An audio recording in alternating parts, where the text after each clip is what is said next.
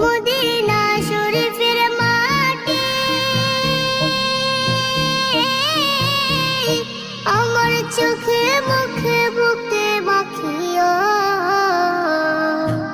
এমন পবিত্র মাটি, এমন পবিত্র মাটি আমার নবীর রওজায়।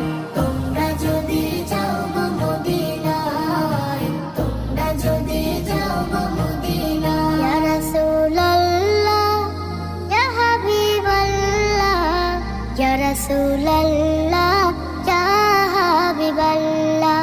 মদিনা শরীফের মাঝে